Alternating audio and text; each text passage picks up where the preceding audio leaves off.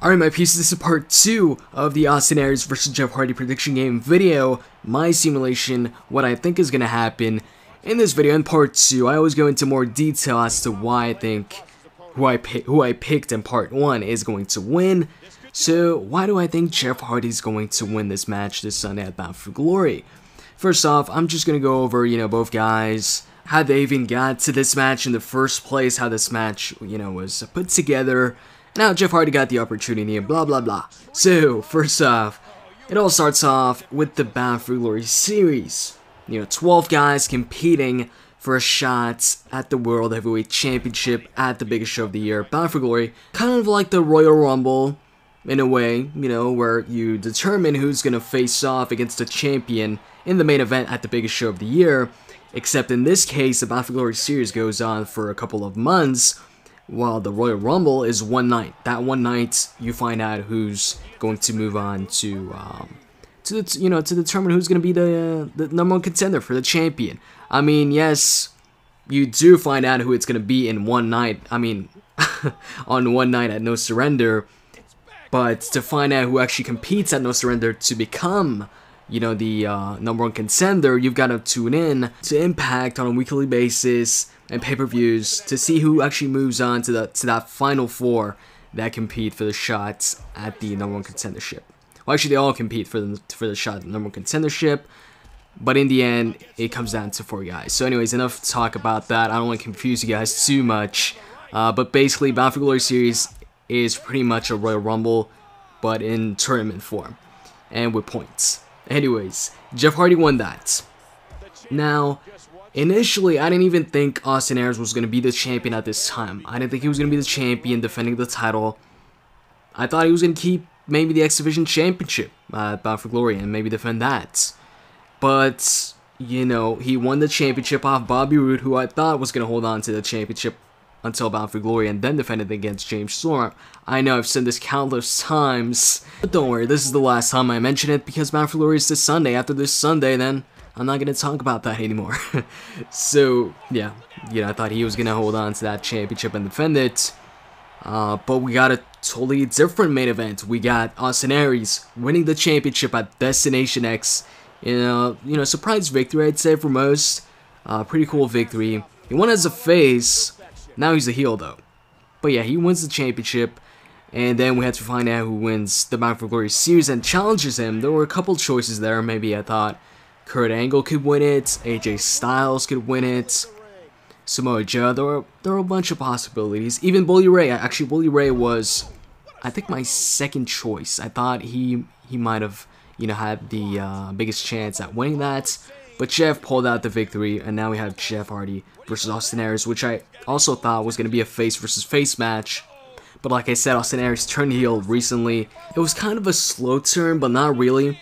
It was slow in the sense that it wasn't right away. He didn't just one day hit Jeff Hardy with a steel chair or something like that.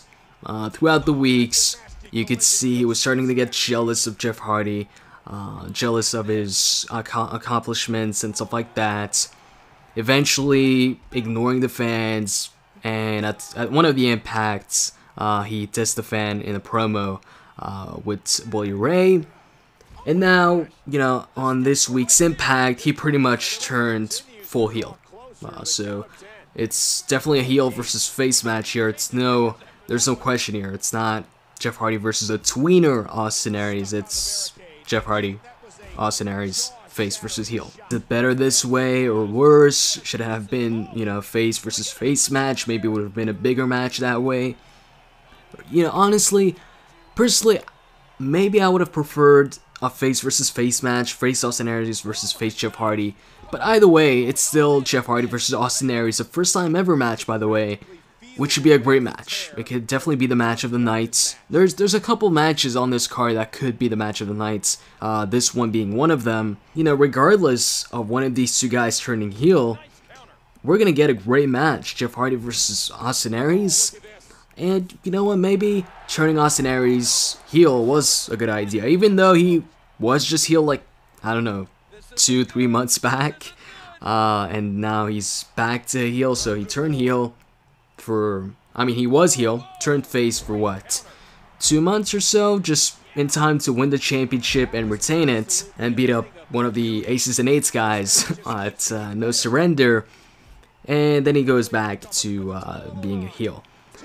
But the good thing about Austin Aries being a heel is that if this was a face versus face match, the fans would have probably turned on Austin Aries anyways, just because he's facing Jeff Hardy, who's probably the top liked face in TNA. Kind of like when Batista faced off against The Undertaker at WrestleMania 23.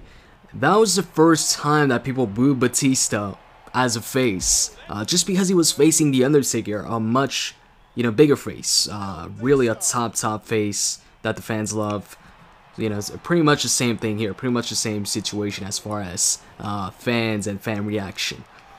Now, anyways, so why do I think Jeff is going to win this match? Well, last year was the beginning of the Bound for Glory series. Bobby Roode won that match, moved on to Bound for Glory, and lost his championship match. So the first guy to win the Bound for Glory series lost. So right off the bat, the Bound for Glory series, I guess, wasn't a success in terms of, that winner capturing that championship the night of Bound for Glory. I mean, yes, Bobby Roode did capture the championship after Bound for Glory on an episode of Impact, but that's not the same thing, because when you win the Bound for Glory series, your shot is at Bound for Glory. That's the shot you get from the Bound for Glory series, not the shot he got afterwards because James Storm gave him that shot, or he beat, I think, somebody else to get that #1 contendership. So would they really have the second winner of the Bound for Glory series, Jeff Hardy, lose too at Bound for Glory, lose his championship match, so then none of the guys that won the Bound for Glory series actually won the championship. So the tournament isn't exactly a success so far if that's, if that happens. Because right now, unlike the Royal Rumble, they can't say, people who have won the Bound for Glory series have moved on to capture the championship at Bound for Glory, because nobody's done that. But if Jeff does it, then they could say that. Also, another reason why I think Jeff Hardy's winning this match is that this contract with TNA is expiring soon. So apparently, in attempts to get Jeff Hardy to stay, to sign an extension or another contract, they want to put the championship on him. So that way he knows, he's going to be used as a top guy, a main event guy, and he's going to be in that championship picture and be the champion. I know in some cases when, some people's contracts are expiring, they start losing a lot of matches and such.